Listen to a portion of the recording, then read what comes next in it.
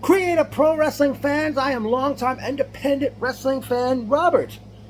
I would like to apologize for those who were expecting to see this by the time they woke up, because when the show ended, I went off to eat, and I'll get to more of that later. I was just so tired when I came home. I just jumped in the shower and then I fell asleep. But Shook Crew Fun Fair 3 was a great event of wrestling that Creative Pro Wrestling puts on as they return to the Knights of Columbus in Lynbrook for the first time since March. We begin where there was no kickoff show, no matches before the main show started, but we started out with tag team actions. We saw Pat Fitzpatrick and Jay Macias, Queens Gets the Money, challenge Evil Kip and Bryce Donovan for the tag team championship, and with the event end results, I guess, like I said, Evil Kip and Bryce Donovan, who have been teaming up ever since Kip was brought back by Bryce Donovan. I guess Creative Pro Wrestling's answer to the Odd Couple, because they haven't even had a tag team name as of yet. But Evil Kip and Bryce Donovan defeat QGTM to retain the tag team championship at 8 minutes 11 seconds. Up next was a four-way matchup as we saw CPA, World Class Channing Thomas, Rockaboy Nick Robles, and the artist Jake Lang going for the television championship. CPA came out and was serenading the crowd to Creed's My Sacrifice, and I was singing it through my megaphone. I don't know if CPA and I will ever have ourselves a karaoke off. But match was got underway, and the artist Jake Lang defeated Rockaboy Nick Robles, World Class Channing Thomas, and CPA to retain the television championship at 7 minutes 4 seconds. Up next, we have a singles match. We saw making his Creative Pro Wrestling debut, TNA superstar Crazy Steve, as he took on Bobby Orlando. And there was this, I don't know, you might want to say it's hilarious. They were having this spot in the ring where they were biting each other's fingers, and through my megaphone I was saying things, little late lunchtime, and then I would say, now he's having din din, or now he's having dessert.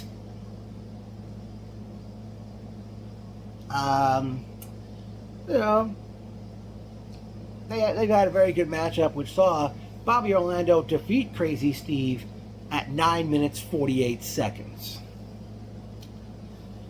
In the next matchup, we saw Tristy and Kyle go one-on-one with Slade, and throughout the match, as Slade dished out the punishment, Tristian was like screaming like a lady.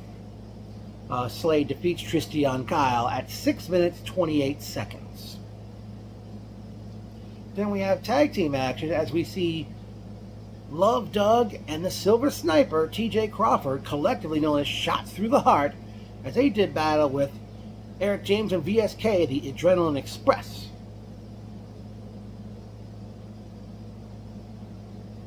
These two teams really took it to each other, and the Adrenaline Express bounced back from losing the tag team title at the Shook Crew, at the 10-year anniversary show in May, as the Adrenaline Express defeat Shot Through the Heart at 12 minutes 5 seconds, and there was one point they did the prom pose, Shot Through the Heart did with Adrenaline Express, and even tried to get Ref Gina to be a part of it. Alright. Up next this was set to be the main event, but it went on at this point in time, as Platinum Max Caster challenged Evil Gay, the Dying Piece, Aaron Rourke for the Heavyweight Championship. Very good match these two men had. I can't remember how it ended, but it ended with the Dying Piece, Aaron Rourke, defeating Platinum Max Caster at 19 minutes 54 seconds to retain the championship. After getting the victory, Rourke, he attacked Caster after the match, but out came Bobby Orlando, and Rourke says to Orlando, you'll never have this, meaning the championship. And after the all of that, that the show went to intermission, and my eyes hurt. Ugh. And then the ring was set up, as it was right after intermission ended. It was time for the coronation party of the 2024 King of Cap Battle Royal winner. Dante Drago is the best, complete with balloons that spelled out K-I with the letters K-I-N-G. And he came to the ring with a crown, and he had a scroll with his declarations that he declared that VBU has disbanded, meaning that was Drago and Jack Tomlinson, who wasn't even on this show. I forgot what else he decreed or declared, but eventually he's interrupted by Will, don't call me Bill Strauss. And then Dante said he had another declaration that Will Strauss will now be known as Bill Strauss. And they wound up having a match, which saw King of Cap Battle Royal winner Dante Drago is the best defeat Will, don't call me Bill Strauss at 1 minute 18 seconds. I kid you not with the time. And Dante put Strauss down with I don't know what he calls that move, but it's like Dante look like he's gonna go for a dive, and like his neck or his upper back bump hits the ropes, and then he turns around and he nailed Strauss with a lariato, putting him down for the 3 count. Up next was a 6-way matchup, which saw Phil Cardigan versus TK Wilde versus Liam Davis versus Leo Sparrow versus the Phoenix GKM versus the Sweeper Eddie Privetti for the Mayhem medal. And we ended up, and the end result, Liam Davis defeated Phil Cardigan, TK Wilde, Leo Sparrow, GKM, and the Sweeper Eddie Privetti, as he made TK Wilde tap out to the Cobra Clutch. And Liam Davis become the new Mayhem medal holder, ending the Sweeper Eddie Privetti's year-plus reign, which began back at Homecoming in May 2023. So, and I believe by virtue of that, he actually shattered Evil Kip's run as Mayhem medal holder, as Evil Kip won it in April 2022, lost it to the Sweeper May 2023. So the Sweeper is now officially the longest reigning, even though he's no longer the Mayhem medal holder, he is the longest reigning Mayhem medal holder at 14 months. Let's see how long Liam Davis reigns. Up next was a return bout from the 10-year anniversary show, which saw Aaron Ortiz and Anthony Vecchio, the Shooter Boys, challenge Steve Somerset and Steven Azure, the Even Stevens. A return bout from the anniversary show, and we saw I forgot, it was Azure, I think. At one point he grabbed one of those Shooter Boys. He says, "It was a fluke," and I believe it was like a schoolboy, and one of them put his feet on the ropes, and Even Stevens defeated the Shooter Boys at 7 minutes 22 seconds too. So now both teams have a victory over each other.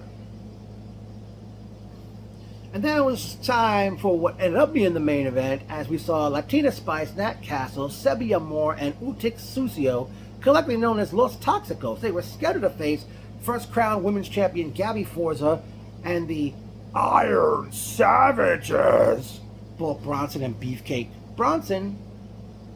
Boulder, sorry. And, my eyes.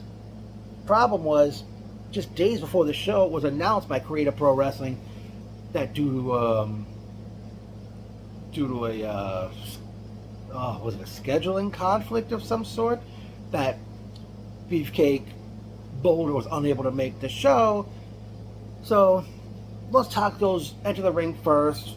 Forza and Bronson come out, and Bronson and says, "Oh, Los Toxicos, we were gonna do this match 2-on-3, but but for months the three of you have not been fair. You say, oh, you've been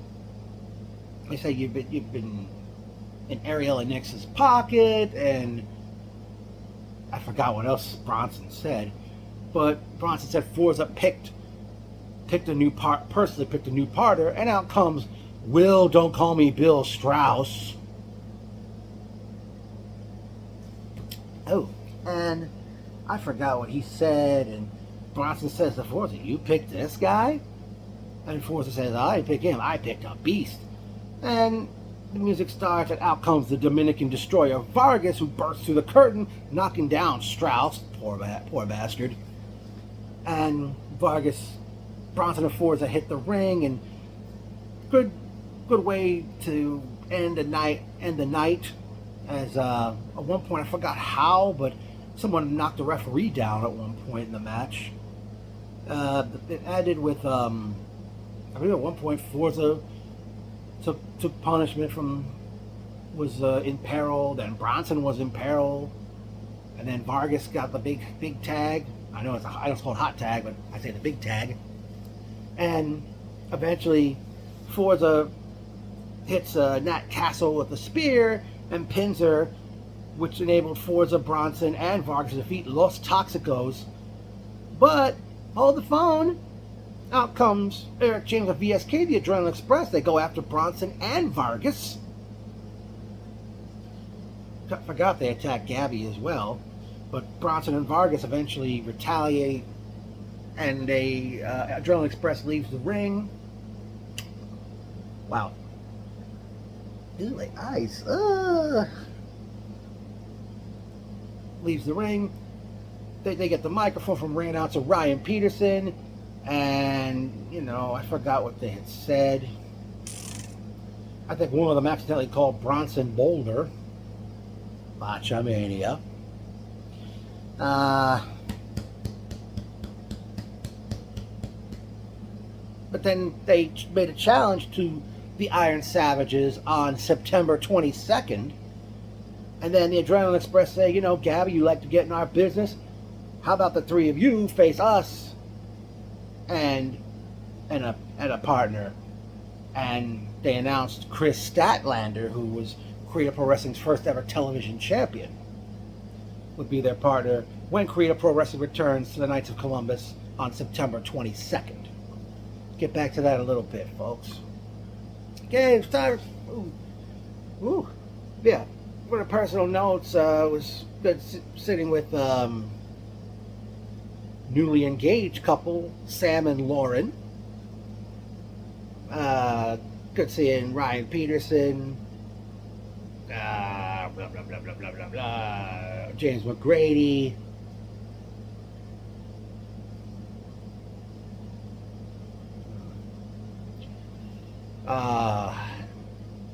Wow.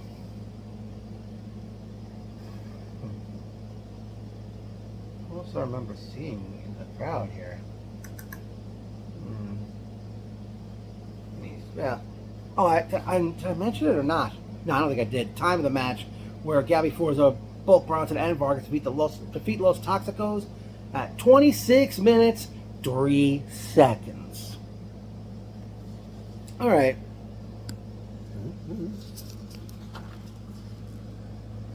Now, here's some things I'll definitely be going over here. Well, for some nostalgia / retro, there was some gentlemen in the crowd were throwing an Arriba Santana T-shirt. Not sure if he's had it since the 1980s when Tito Santana first had that shirt, and it was sold in the old WWF magazine catalogs. Okay, after I got off the train in Lynbrook, I stopped at Grand Cafe Gelateria. I probably mispronounced that word.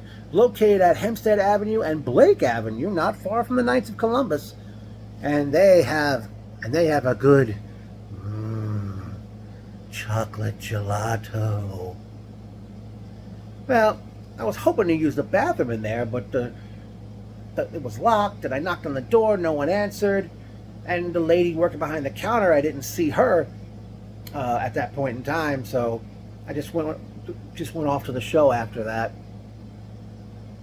And I don't know, Creative Pro Wrestling, I noticed in the past when you run in Lynbrook, many of the businesses by the Lynbrook train station would have flyers posted up of the shows. I don't know if you might want to consider this, talking to the owner or the manager of this place I just mentioned, about maybe hanging a flyer to help promote the shows at their business. You know, like let them post it on the window or the door, and maybe some more fans will help jam pack the Knights of Columbus in Lynbrook. All right. And while I'm on the subject of food, when intermission arrived, I was hungry like Samuel L. Jackson's favorite speech, and I ended up getting I got a plate of French fries, which were crinkle cut. And even after it was like the whole plate of them, they were all nice and hot, and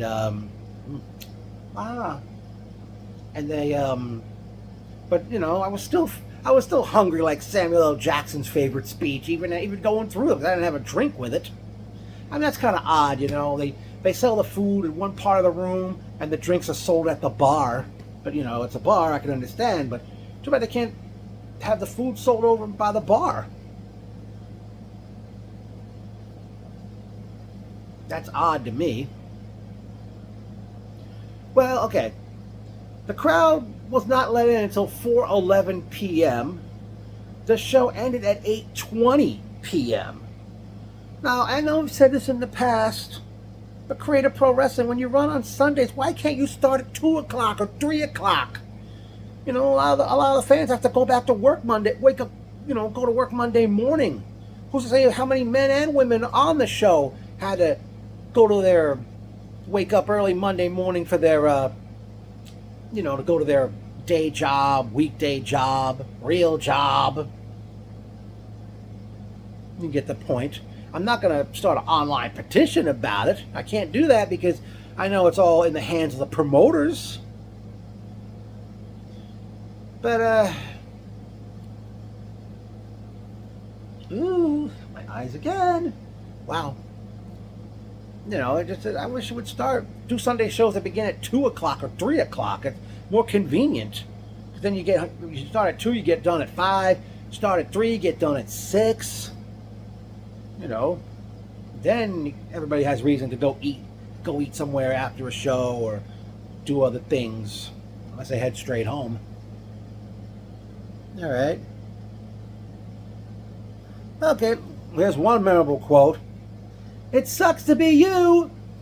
Someone's sitting on the opposite side of the room where I sat to the guy sitting next to me.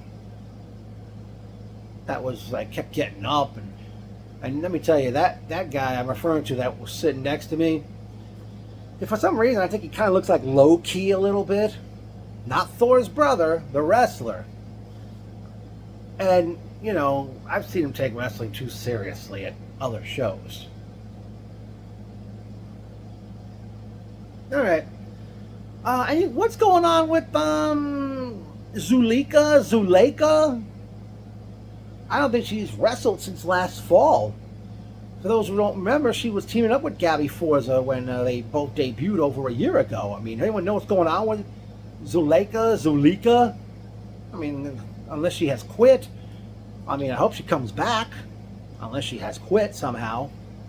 For some reason. I hope Ref Gina, hope she gets the referee for another Creative Pro show in the future. I forgot where I saw her referee before. As I mentioned earlier, Jack Tomlinson was not there. Neither was General Manager of the Answers to Your Prayers, Ariella Nix. Seeing that Vargas teamed up with Gabby Forza and Bulk Bronson, I mean, where do things stand between Ariella and Vargas?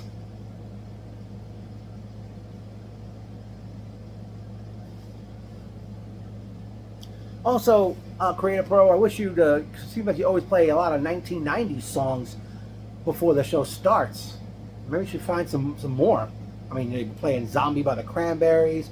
They played Semi-Charmed Life by Third Eye Blind. That song screams 1990s.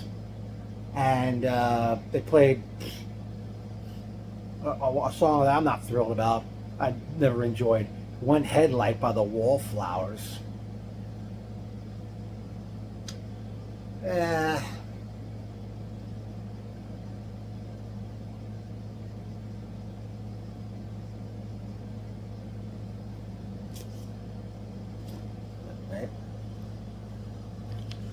I have to say, you know, with the wrestlers coming out to particular songs to create a pro wrestling, you know, especially since I was like singing some of them as everybody came out. I mean, it's like a nice little playlist, shall we say?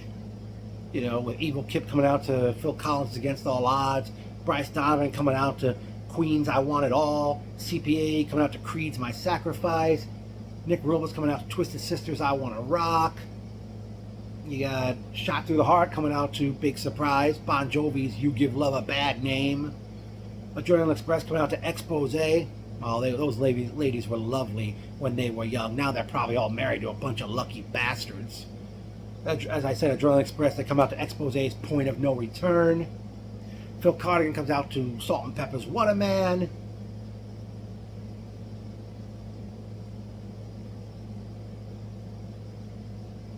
I mean, I can't remember all the songs everybody comes out to, but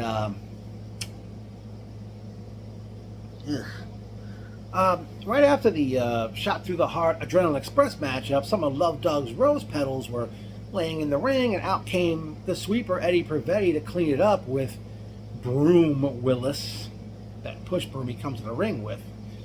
And for the sweeper, I came up with something for you. Make a mess and he comes right out. Man, all apart. I forgot the next part I had. I'll start it over. Hold on. We're not going to go too far. There we go. I got the words now. Make a mess and he comes out. Leave it up to the sweeper. I'm sure that's not the first Joe Hendry parody of Joe Hendry's theme, since he's all the buzz, seemingly. All right. Sorry.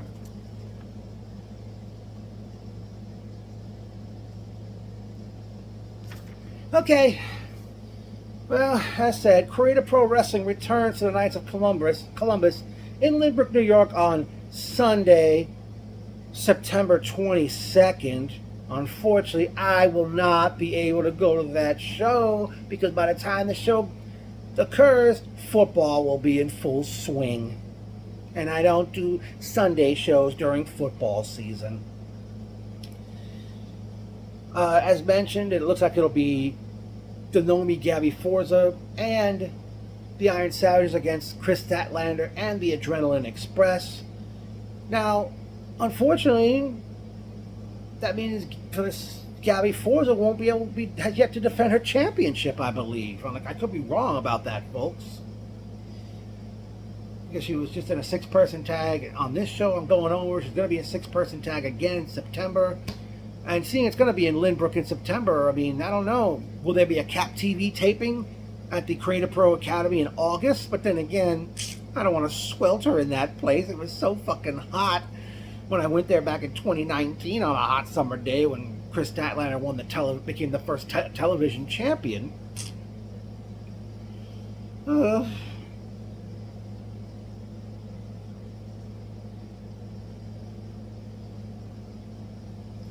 But let me see. But being that they'll be in Lynbrook in September, or I don't know exactly when, if there is a plan or pinpointed time for Creator Pro Wrestling to return to All Sports in Melville. I don't know if they'll do it in October or later or before the year is out. And I hope you will.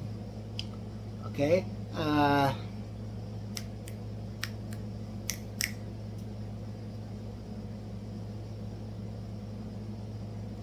I'm guessing September 22nd, Dante Drago one-on-one with Jack Tomlinson.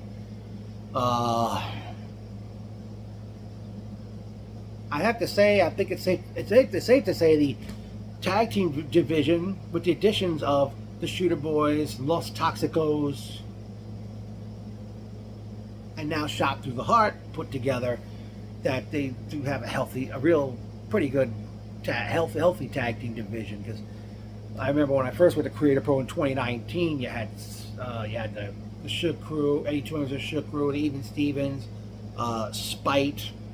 That group's no more because only one of them's wrestling in Creator Pro today, and that's Liam Davis, who's now the Mayhem medal holder.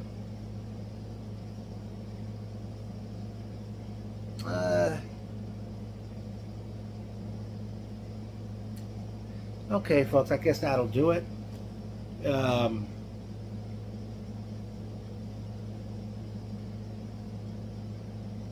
No, there were moments where the crowd got quiet. I was able to hear the commentators who were like positioned behind my section of the room.